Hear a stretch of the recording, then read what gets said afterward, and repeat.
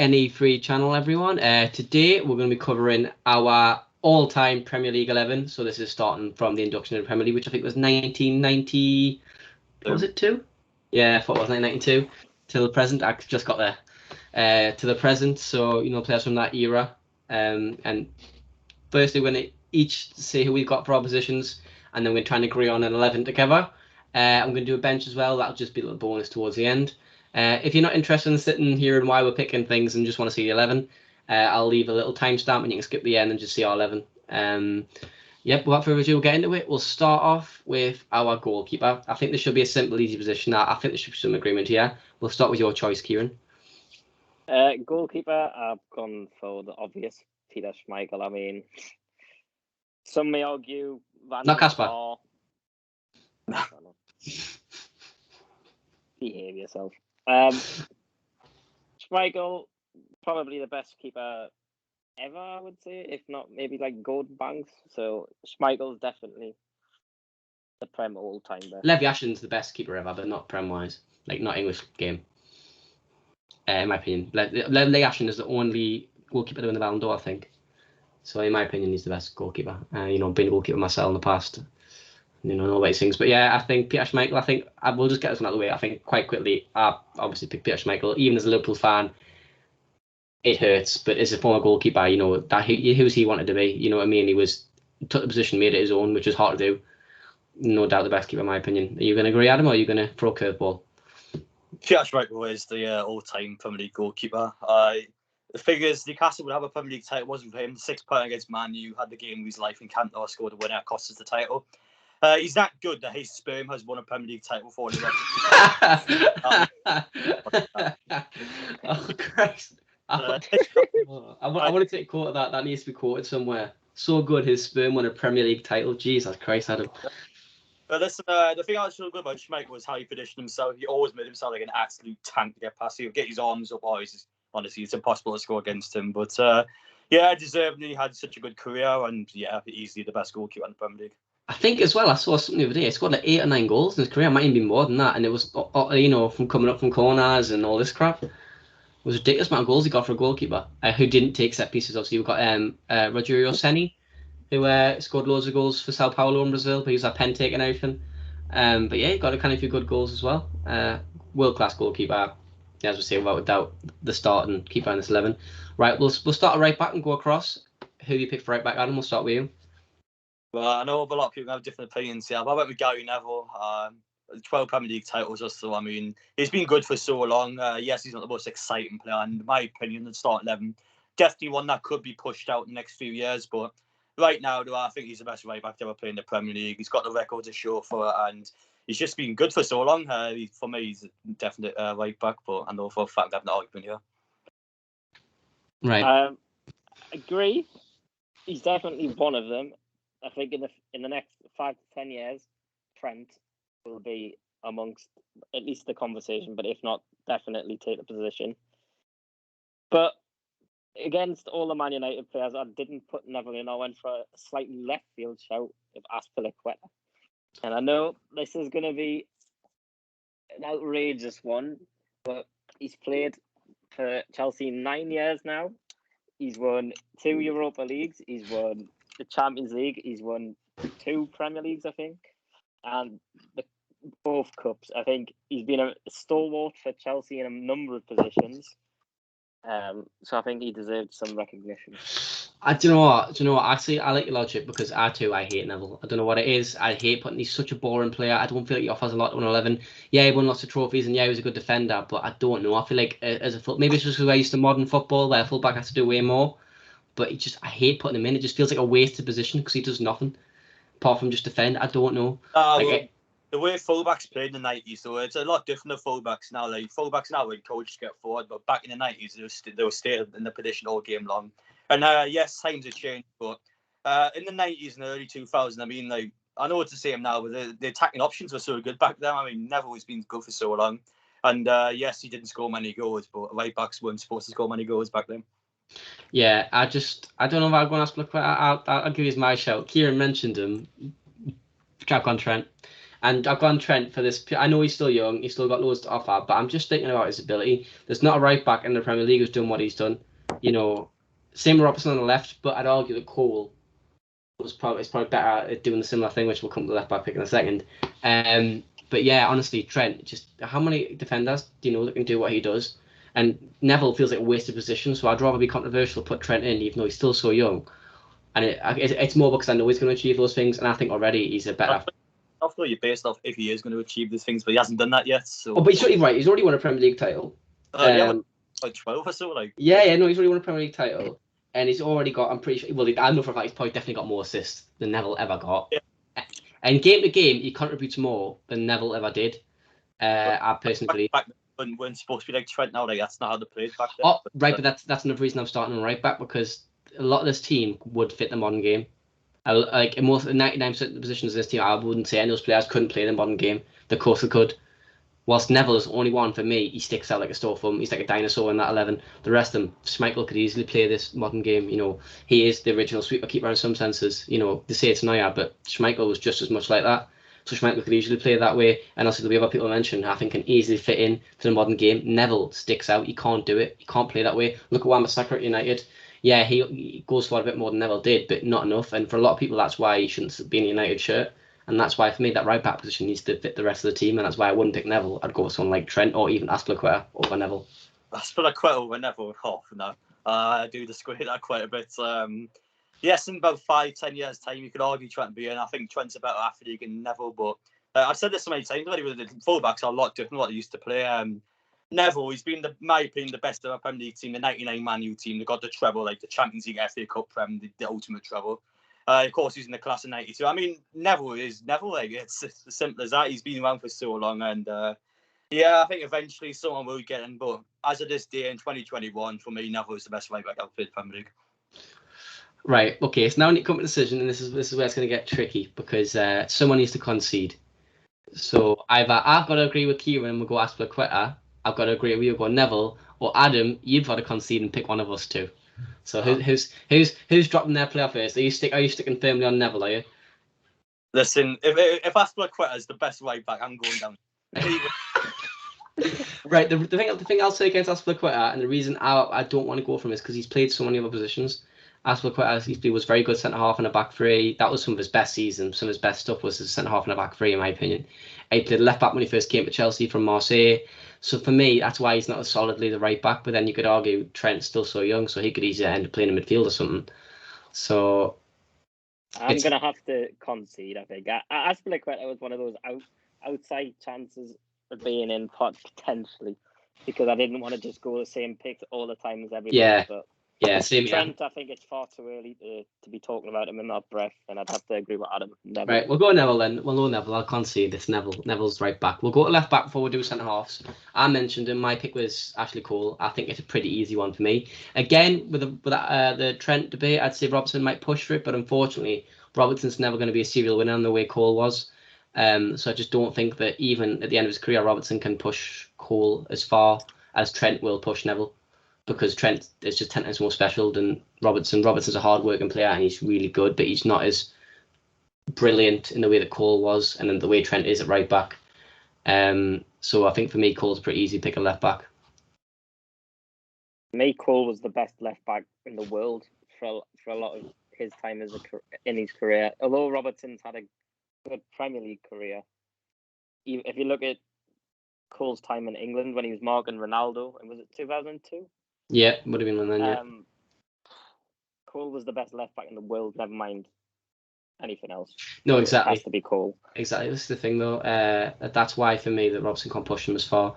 Like, left backs wise, there's not many that top Cole. Roberto Carlos comes to mind as one that tops Cole. Other than that, there's no one that really sticks out to me massively as being better than Cole around that time period. And even Roberto Carlos was probably a bit before Cole, isn't he? So I don't know. It's no one tops him, and that's why he has to make it an 11. For me, Ashley Cole, it's not even close. Ashley Cole in his prime is literally one of the best left backs ever. He's big years for Chelsea. He's achieved so much, and yeah, like you said, he played against like Ronaldo, especially towards the late 2000s of Premier League. That's when the sort of wingers started coming to play a lot more. I mean, yeah, he's faced some of the best players ever, and he honestly held his own national career. He's good for so long, and for me, easily left back, no doubt at all. Right, we'll go to centre halves. Again, it's annoying because there's going to be so much agreement. There also is in certain positions, especially with defence. My two centre halves, Ferdinand, Terry. It was pretty easy for me. It's got to be Ferdinand, got to be Terry. Terry scored so many goals from centre half. Ferdinand was so athletic, so you didn't get past him. When you did, he could catch you. And it's a shame that Fred never clicked for England in that sense, because that would be one of the best defences. You look at it, and you're seeing so many of these players. Like I know my team at least from that golden era, the golden generation, and it's just depressing that it never clicked for them. Really. I agree. Terry and Ferdinand are my two choices too. You could say Tony Adams, Campbell. Yeah, for Arsenal. There could be two shouts as potentials. Van Dijk maybe in a few years, but not right now. But I think if you look at longevity and what they achieved, Terry and Ferdinand are by far the two choices. The only difference between me is that longevity-wise, because of the way Terry played, Terry's longevity was more insured than Ferdinand's. Ferdinand towards the end, especially when he played for QPR and that, when he'd lost his pace, it was essentially just get out of jail free card. He wasn't as good. Whilst Terry never relied on his pace. So towards the end, he was still very, very, very good. Like that last season at Chelsea, he was still good, and he was, and Ferdinand had long since retired. Yeah, I think we're grading that. Do you agree as well, Adam, as human? Yeah, those two are the pretty easy shouts.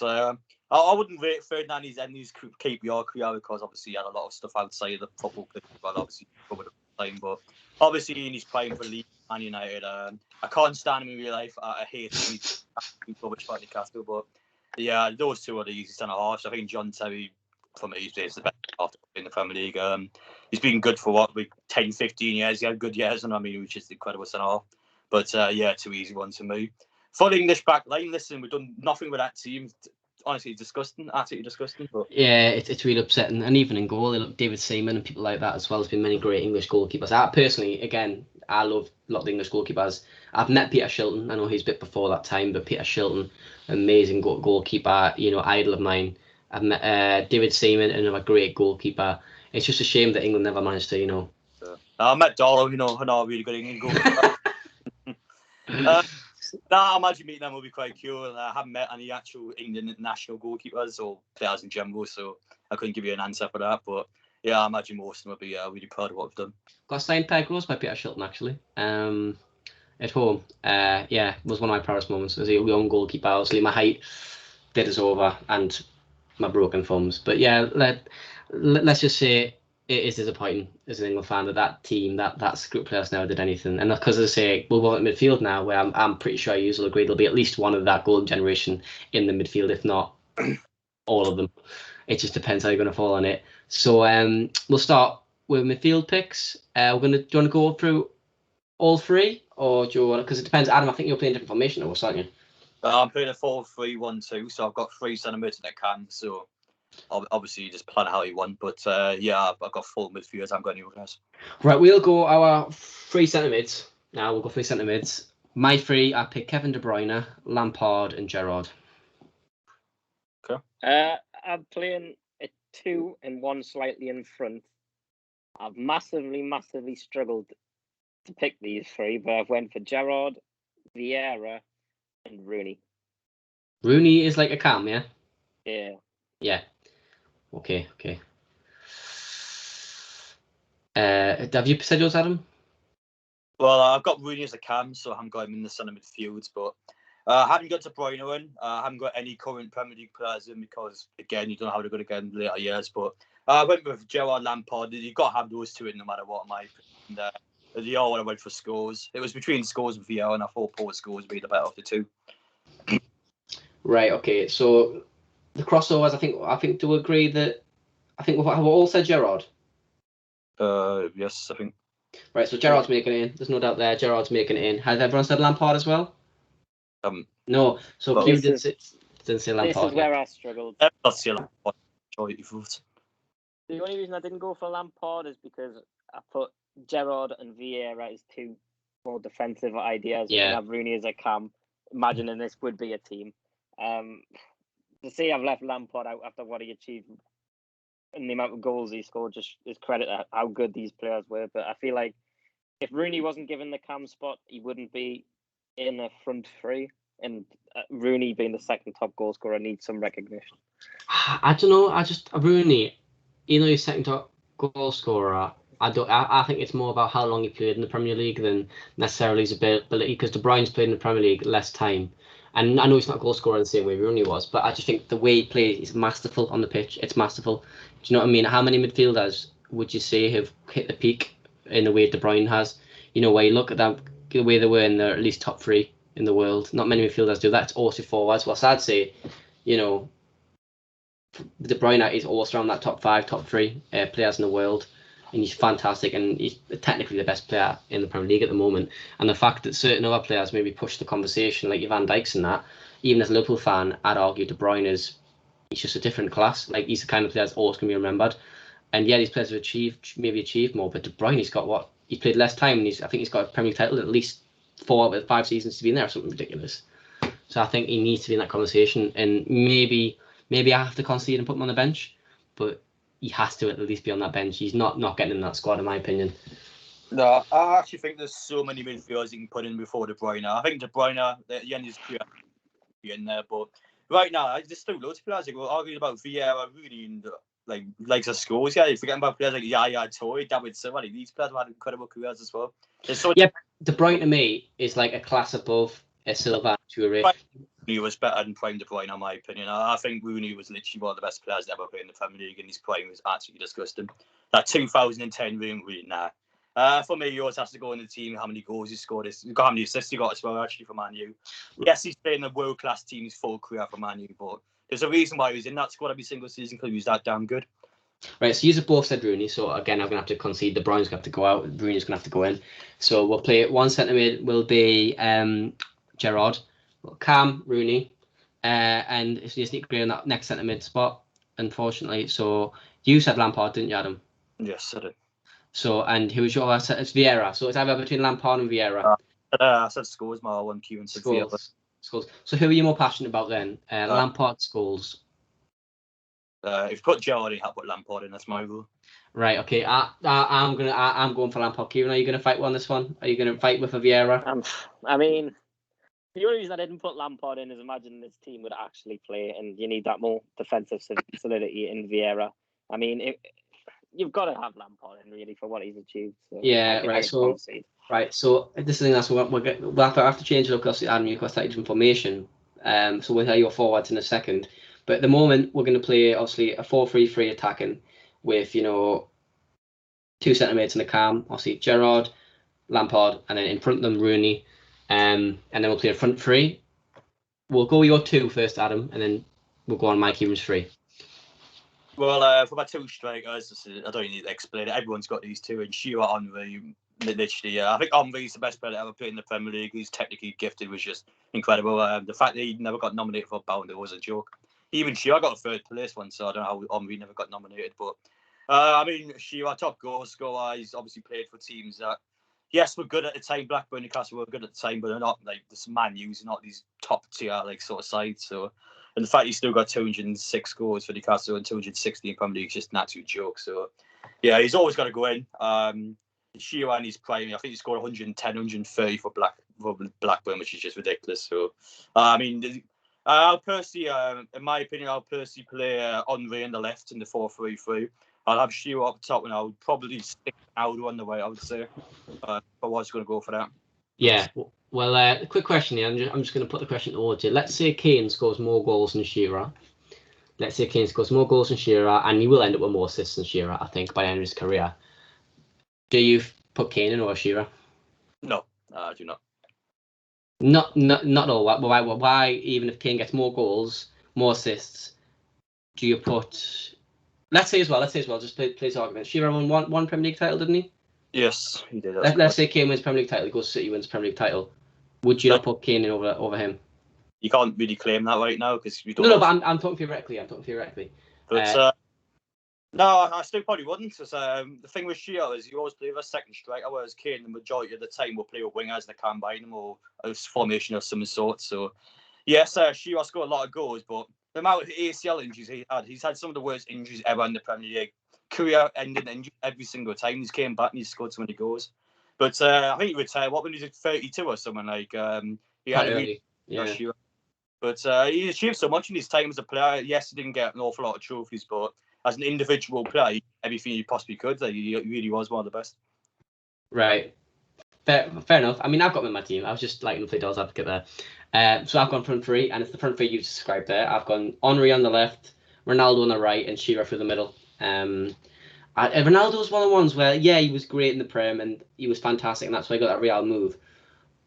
But he wasn't in the Prem too long, so sometimes I do generally think that, let's say, Salah or someone like that, not necessarily Salah, stayed in the Prem for the rest of their career, got way more goals than Ronaldo. Do you know what I mean? In the Premier League, had a way better record. I feel like that's come a time where eventually Ronaldo gets knocked off by a winger who's played and been more prolific than him. That's just my opinion. The thing with that argument is, yes, you can base it off stats, but of course earlier you argued that Trent's a better player. Neville, stats-wise, Neville was actually the better player on paper. But I mean, the thing is with Salah, yes, he's an incredible player. He's had obviously the most goals in the Premier League 38-game season, but with Ronaldo, though, he got his first Ballon d'Or. He's ended his Man U career, and he, at the time, was the world record for goal to Real Madrid. And Ronaldo, at that young age, is just incredible. Like, yes, he had his best years at Real Madrid, but at Man U, he still was the world's best at one point, alongside Messi. I mean, yeah, he has to go in my opinion, or at least be on the bench if we're going to play a different formation. Yeah, no, I do agree he goes in. I just think there's going to come a time where, due to his credentials in the Premier League, there might be a player who can push him. It'll be a while because he's a world-class footballer, and there's no doubt at all. But that's my front three. Kieran, I get a strong feeling you've probably got the same front three. In fact, no. No? Oh, come on then. Come on. I went for Henry, obviously. Shearer, I mean, yes. And Gabriel over time. No, I went for Ronaldo, yeah. I was thinking Gabriel who? Because there's that Gabriel Silva I played for Arsenal. I was thinking, is he called Gabriel Silva? I think most of the players pick themselves. I have went for the same front three. Yeah, I think that's quite easy. I mean, I'd love to. I might even put a stat up if I can be bothered. How many goals between these three players? It's got to be a canny few. I mean, Shearer's carrying the load, but Henry, Jesus, he got a bit of everything in this front three, and I think, yeah, in modern football, Henry would be a winger. The way he plays, he would be a winger, or like, you know, utilising the front three. He did play a winger, I think, at his time at Monaco. Big bit. Probably played wings sometimes, but yeah, I think modern football, you would see a manager utilise him as an attacking winger, more than a striker. But we'll move on to the bench now. I'll see for the bench. We've already agreed this. It's a goalkeeper, 2 defenders, 2 midfielders, and 2 strikers or forwards. So we'll start with our goalkeeper. I've gone Petr Cech. You know, played so long in the Premier League. He was fantastic. I think he has the most clean sheets in a Premier League season. I'm pretty sure. Yeah, he wasn't fantastic at Arsenal, but he played for 2 fantastic clubs with fantastic histories. Won lots of Premier League titles. Came back from a horrible injury and was just a stalwart in that Chelsea team. So for me, he's easy on the bench, in my opinion. Yeah, Cech for me is number 2. I think the only one you really argue is probably Van der Sar, but he hasn't been time as Cech. The fact he's had a head fracture and still came back and literally got the most clean sheets ever in the Premier League is just incredible. Yes, he didn't have the best time at Arsenal, but even his first season at Arsenal, he still won a Golden Glove. He's the only goalkeeper ever winning for 2 different clubs. So, yeah, he is incredible. Cech on his day is literally unbeatable. I remember the amount of times Newcastle played him, he just had ridiculous saves in the match. It was very frustrating, but as a goalkeeper, I have a lot of respect for him, and yeah, obviously deservedly got all those Premier League medals along the way. But yeah, for me, he is the number 2. To be the copycat again, yeah, I've gone for Cech as well. I mean, what can you say? He's had an amazing career at Chelsea. Under those early years under Mourinho, he was unstoppable, brilliant keeper. Yeah, I think that one was quite simple. I think the only person that probably pushed him, as Adam mentioned, would be Van der Sar, but he didn't spend a lot of time in the Prem versus the way Cech did. You know, Van der Sar, in my opinion, retired way earlier than he should have. I think he should have kept playing. You know, Cech kept playing and was still doing fantastic. But yeah, easy pick for number 2. You know, it's weird because he doesn't do enough to push Michael out of my 11, but he's easily second best, easily. Right, we'll go on to 2 defenders. We'll both say our 2, and then we'll try and argue who gets in, who doesn't. I've gone Company. and Van Dijk? Okay, I have went for those two. I'll be honest. I've put Tony Adams no matter what. He was my first choice I went for, and I've went for between Sol Campbell and Vidic as the second one. I haven't had any fullbacks in because there's no real fullback depth in this team. But yeah, I think with Tony Adams, invincible. It has to be an invincible centre half in there.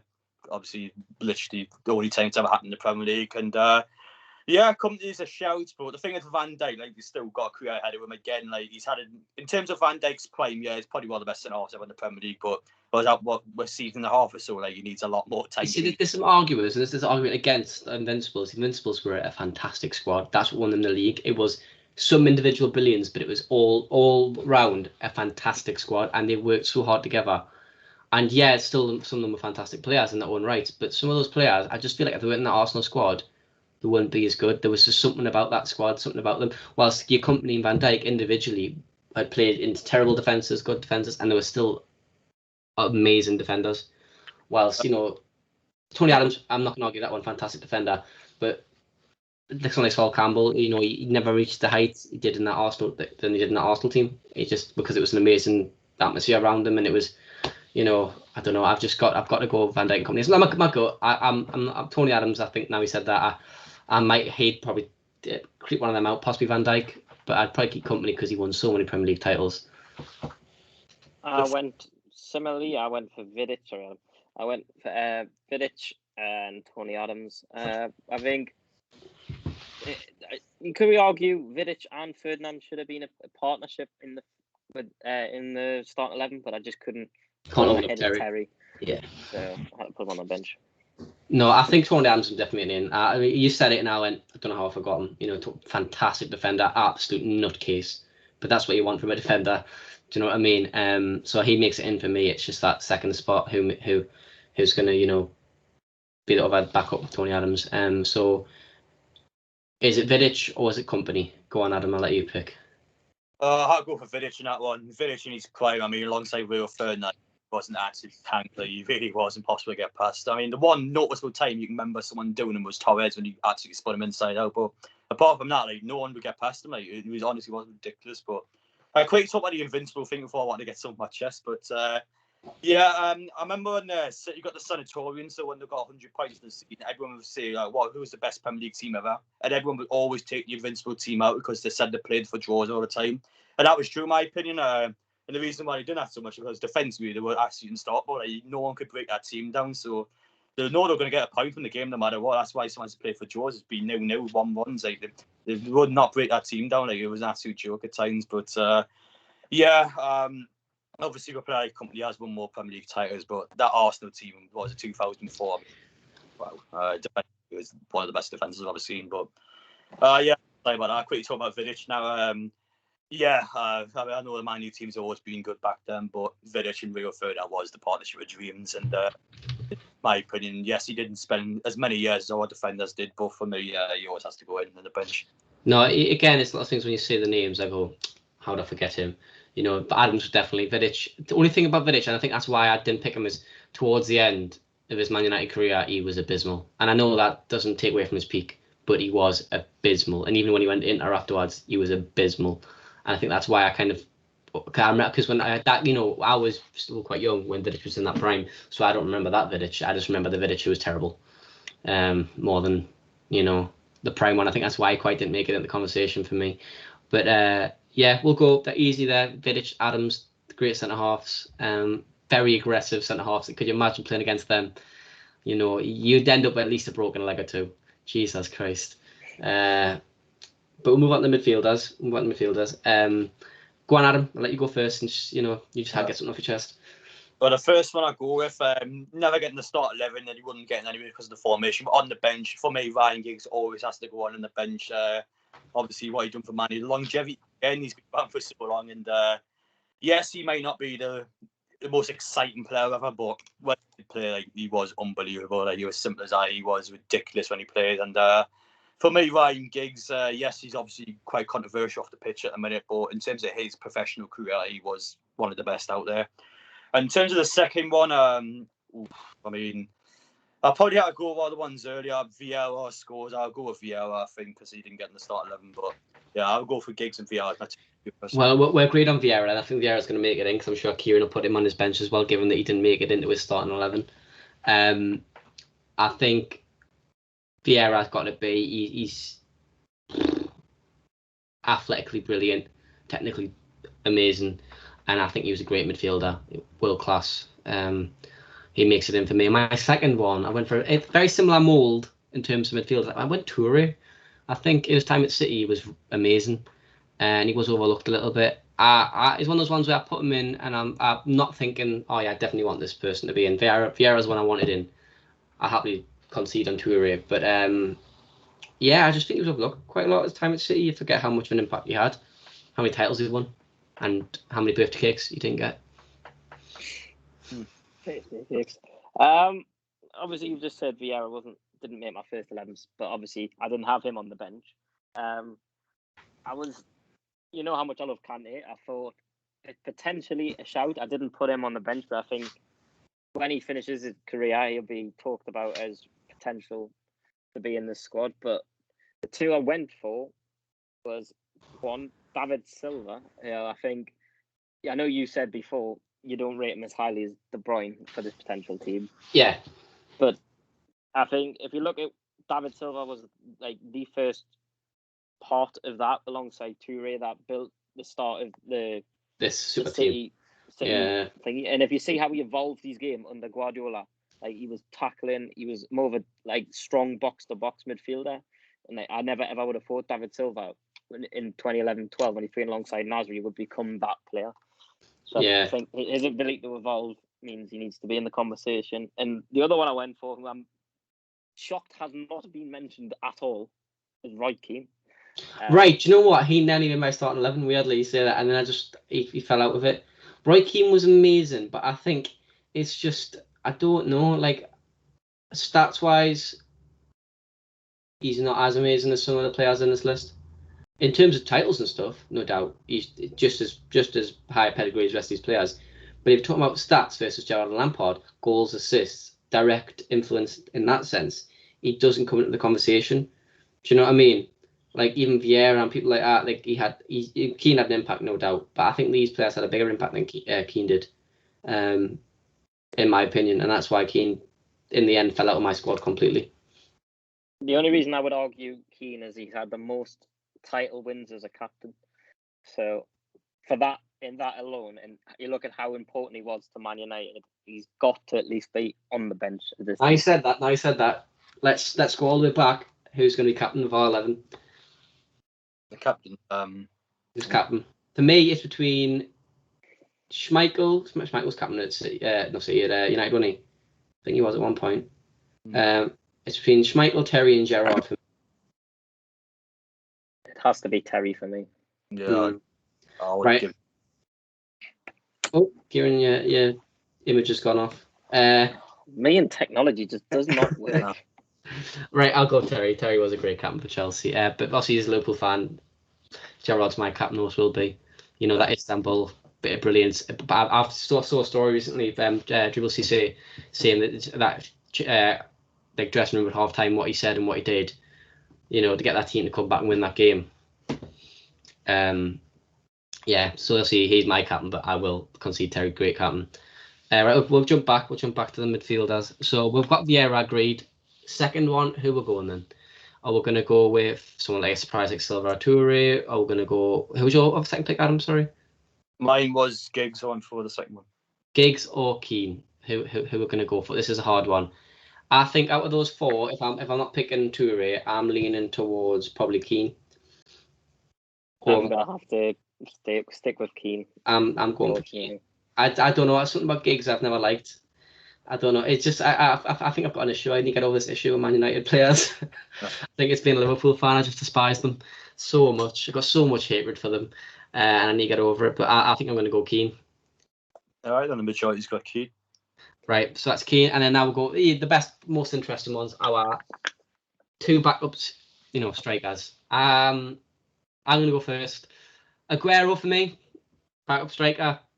Even though it's a bit of a sour note towards the end, and Harry Kane. They're my two backup strikers. I could have gone Dennis Bergkamp. I could have gone, Dwight York. There's loads of people trying. There's loads more. I'm forgetting. Ian Wright. There's so many I could have went, but I just decided, you know what? Keane and Aguero. I had to go for them. For my first attacking player, I'll go Andy Cole. For me, in his prime, Andy Cole was an absolute joke. Newcastle just came from the Championship actually in the first Premier season. His first season in the Premier League, he scored 34 goals. I mean, it's honestly a joke. And when he went for Man U, he was an absolute beast for them as well. Was he the third or fourth top goal scorer? And he didn't even play an awful lot of seasons for Man U either. So, yeah, prime Andy Cole was. I think a lot of people seem to forget he was quite an old striker, but. Yeah, I mean, he was ridiculous. I'm going to be honest. He was definitely one I would stick in. And for the other one, I'm not too sure. Actually, a lot of people would say Drogba, but I thought Drogba was more of a sort of a Champions League Cup player. Like, yeah, no, I agree. For me, he doesn't make the Prem all-time 11. Champions League all-time 11. He might make that, but I think he was more of a short-term option. Whereas you got the guys like Aguero and Keane who played a lot longer. I'm going to go Andy Cole and Aguero, I think Suarez has a couple of players I'll probably just leave out, but yeah. You see, there's players like Suarez that I think if they played in the Prem a lot longer, then they would make it that starting 11. I think if Torres hadn't had that horrible injury that obviously really fucked him up before he went to Chelsea, I think he would be in that conversation easy, but that injury did him and he was never right since. But if you just think of Torres during that small window, absolutely brilliant. Same with Suarez during his time at Liverpool, absolutely brilliant. And if these players had played longer, I'm just talking about terms of ability here, they would be making the conversation at least as it's so, And Aguero, again, I'm talking about Aguero in his prime and Suarez and Torres. It's a similar thing, but Aguero's just managed to do it much longer. Do you know what I mean? Whilst you saw Torres and Suarez in his flashes, Aguero's just done that through its whole time in the Premier League. So for me, he also easily makes that, and obviously me and Adam are in agreement. What are you thinking, Kieran? I agree on Aguero. I mean, his goal scoring record speaks for itself. Amazing player for his time at City.